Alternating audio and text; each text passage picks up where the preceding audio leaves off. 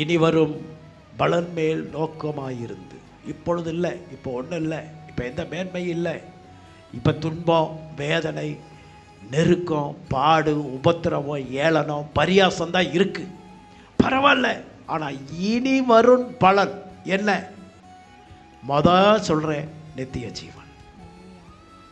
இனி வரும் நம்ம எல்லாருக்கும் ஃபஸ்ட்டு பலன் என்னங்க? எல்லாரும் வாய் தரன்னு சொல்லுங்க.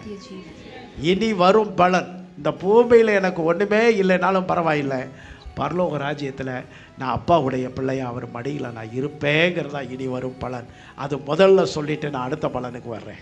आज हमारे जीवन में संसार में कुछ भी संतोष नहीं है हमारे साथ, उसे छोड़कर हम कहना है पगले आने वाले फल नित्य जीवन है. சொல்லுங்களேன், இனி வரும் பலன் आने वाले फल நித்திய ஜீவன். नित्य जीव है.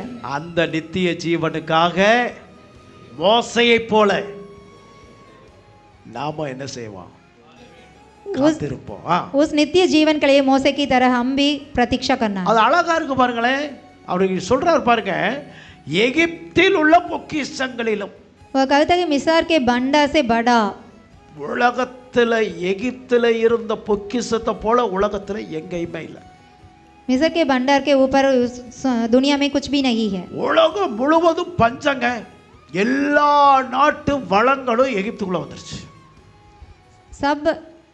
सब भंडार मिस्र में मिस्र देश की है. என்ன நடந்தது தெரியுமா? தானியம் இல்லை.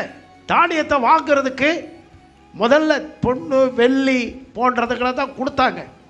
அடுத்து ஆடு மாடுகள், சொத்து சுகம் எல்லாம் எங்க வந்து சேர்ந்துச்சு? எகிப்து பார்வோனுக்கு சொந்தமாயிடுச்சு. யோசேப்புடைய கண்ட்ரோலில் வந்துச்சு. நான் யாசேரின் புத்தகத்தை படிக்கும்போது அப்பா அந்த வளங்களை எழுதியிருக்குங்க. நைல் நதிக்கரையில் அடியில் பெரிய ஒரு பெட்டகத்தை தோண்டி அதுக்குள்ளே போட்டு 4 3 இடத்துல மூடி வைக்கிறான் தங்கத்தை. முதல்ல யோசேப்பு பார்வோனுடைய அரண்மனையில் கொண்டு போய் நிறைய வெள்ளி பொன்னி தங்கமெல்லாம் சேர்க்கிறான். விலையேறப்பட்ட கற்களை கொடுக்குறான். அதுக்கடுத்து வைக்க முடியாததெல்லாம் தூக்கி தரையில் குழி தோண்டி புதைச்சி வைக்கிறான்.